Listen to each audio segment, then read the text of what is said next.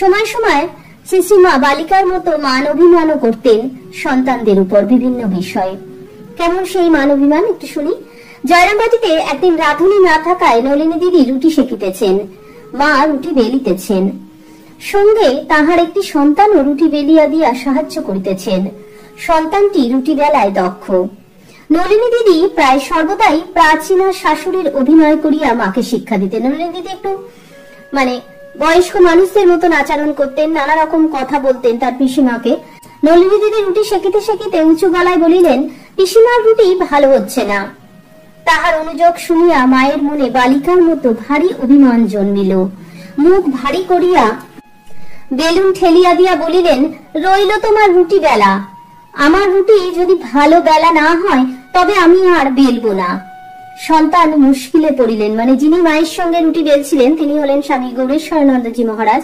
তিনি তখন মহা মুশকিলে পড়লেন যে মা অভিমান করে রুটি বেলার ছেড়ে দিলেন।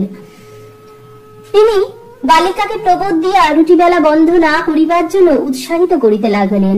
মাকে তখন বলছেন যে তুমি রুটি বেলা বন্ধ করো না, তো এই বলে তিনি উৎসাহিত করছেন যে তোমার রুটি ভালো হচ্ছে। তখন তিনি নলিনী দিদিকে বলছেন যে তুমি কেন এমনি করে বলছো, তুমি মা কোন রুটিগুলো বেলছে আর আমি কোন রুটিগুলো বেলছি তুমি কি বুঝতে পারছো?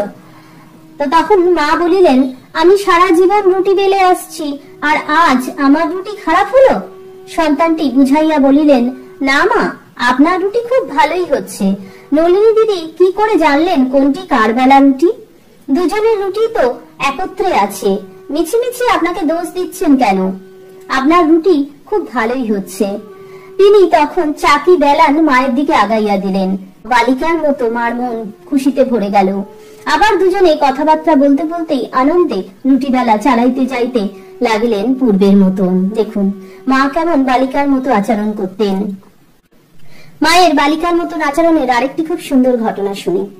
সরকার বাড়িতে গৌর প্রভৃতি 8-10 বছরের ছেলেরা রোজ দুপুরে বুড়ি বুড়ি খেলা করত। ছেলেদের মধ্যে সেদিন কেহ বুড়ি হইতে চাহিল না। মাকে বলিল, তুমি আমাদের বুড়ি হবে। মা ধীরে ধীরে যাইয়া বুড়ির আসন ইটের উপর বসিলেন।